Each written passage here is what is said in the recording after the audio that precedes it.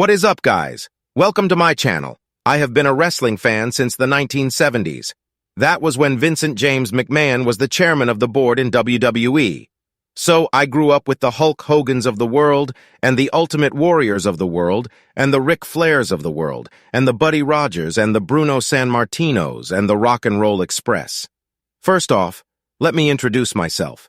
My name is Ham Hansen. I'm a hamster, a mammoth hamster.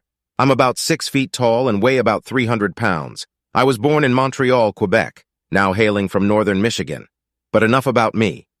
Let's talk about the world of professional wrestling. Let's talk about the evolution of wrestling and how it's changed over the years. Wrestling has been a thing for many, many years. There are different styles of wrestling. Obviously, you have amateur wrestling, you have technical wrestling, you have smash mouth, interactive, hardcore, extreme, and the ever-so-popular indie wrestling. And then you have sports, entertainment, like what it is in WWE. There is a reason wrestling has evolved over the years.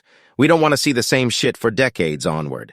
We want to see something different. We want to see something that would gravitate more fans rather than the sports entertainment genre that has been pushed around for decades. That's why the pipe bomb came about in 2011, where CM Punk pointed out everything wrong with WWE for 10 years at the time. Now 22 years. This is why WWE's been suffering for the past few years, because they are living in their own bubble that they've always been living in. WWE's at its worst state it has ever been in because they just would not explore options. They just would not go to the lengths like Impact or MLW or ROH or its rival promotion, AEW. They are stuck in their own fucking bubble. The Attitude Era is long gone. The era of pure storytelling isn't coming back. WWE needs to look into the future and start pushing the talent they currently have. That's why NXT is a thing, to help plan for the future, to help WWE to grow and improve every year. But at their presence, the company hasn't cared to push most of the talent coming from there. And at their presence, the product's progressively gotten worse. Ratings have consistently dropped year after year. And it's not because of the work rate. It's not because of the amount of wrestling on Monday Night Raw. It's because of creative. It's because of Vince McMahon and his slew of yes-men he has. Now listen, sports entertainment isn't always a bad thing. In some ways, it can be great like it was in the Golden and Attitude eras. WCW implemented sports entertainment to their product, and they entertained us with what they were putting on. NWA was also a sports entertainment company as well as a pro wrestling company. Impact has done it in the past. Even AEW has implemented in some way, so sports entertainment can work if done right. In 2023, there have been some instances that WWE has done sports entertainment right. For the most part, the Tribal Chief stuff has been booked brilliantly and made for some compelling television on SmackDown. Cody Rhodes is another example, and has been a true fan favorite since his return at WrestleMania 38.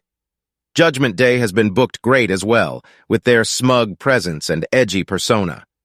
On the work rate side of things, you have Walter aka Gunther and his Intercontinental title reign. By far the best IC title reign in WWE of the last decade. The last great IC champion before him was Randy Orton. Gunther has fared just as good, if not better than Orton.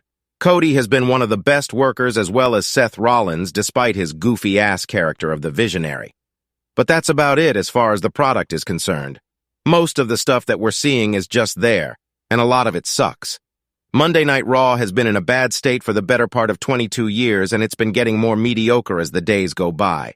I mean, who could forget about the year 2018? The year that Raw averaged the lowest rating in history, drawing record low ratings a whopping 12 times. 12 times. Even more than in the year 2020 with 10 times. And 2023 hasn't been faring all that well either as the ratings remain constant in the ones. It's sad to think that in the Attitude Era, Raw was drawing 5 to 7 million viewers every week. There was one night in particular that drew around 8 million viewers, and now it can't even draw 2 million. That's how bad the show is nowadays. NXT was once called the heart of professional wrestling. It was called the best wrestling show in North America, drawing 3.5 to 4 million viewers on a weekly basis, and now it can't even draw 1 million. And several things have to do with it. The fact that it was moved from the WWE network to USA. The fact that it was moved to 2 hours. Mauro Ranallo being replaced by Vic fucking Joseph.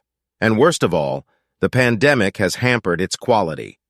There's been more buzz in bingo halls than there is in NXT. That's how bad it is right now. And SmackDown. From late 2019 to mid-2020, SmackDown was the worst it has ever been.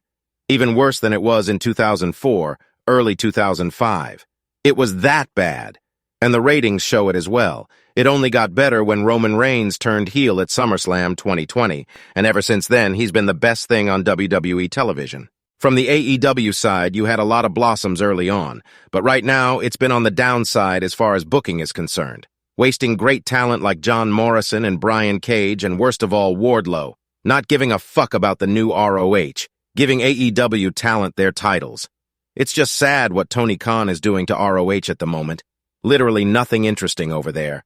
Their women's division being taken over by Saraya, Toni Storm, and Ruby Soho. 3 clear-cut babyfaces turned heels by TK. It's ridiculous. And worst of all, the booking of their mid-card. Hot potatoing their very own TNT title, not showing the prestige that it once had.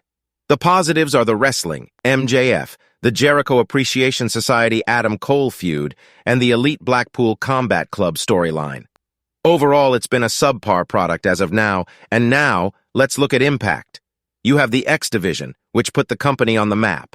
You have the Knockouts Division, which is and has been the best women's division in North America. You have their mid-card, which obviously needs some work. You have a unique tag team division.